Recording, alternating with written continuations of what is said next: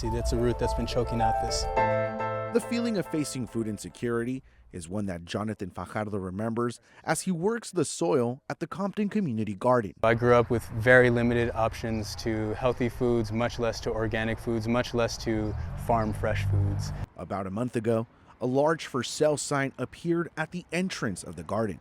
Fajardo says the private landowner, from whom they've leased the land for the past 10 years, has now listed their property for sale. First and foremost, we fed free food to the immediate people here in Compton, and I think that's like a resource that should never be threatened.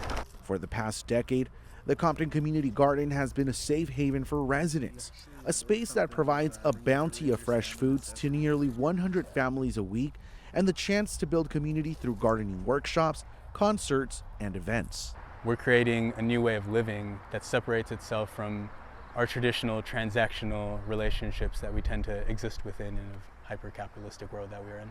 The city of Compton and South Los Angeles are in what's called a food desert, an area that's physically without or lacks access to fresh foods and supermarkets. The LA County Department of Health reports that the percentage of adults who consume 5 or more servings of fruits and vegetables a day is significantly lower in South LA than in other parts of the county. We want to keep doing that if we can find a viable spot. Dr. Sheridan Ross has built several community gardens in Los Angeles since the 70s. The Compton Community Garden has been the longest running one. Compton residents made passionate pleas to the Compton City Council to save their beloved garden. The amount of support did not surprise Dr. Ross. Most community gardens don't last that long. Most of them last only about 7 years.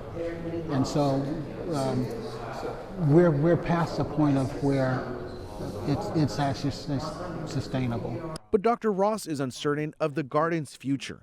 He's now working alongside local leaders and the community to find a viable solution. If the new owner is not going to do anything with it right away, let us stay here. Compton residents have realized that there is a need for even more green spaces in the city of Compton. You start perceiving things differently in your relationship with plants and dirt and like soil and all these things. It just like it switches something in your head, like a subconscious. Because spaces like the Compton Community Garden not only nourish the body, but they also nourish the soul of a community.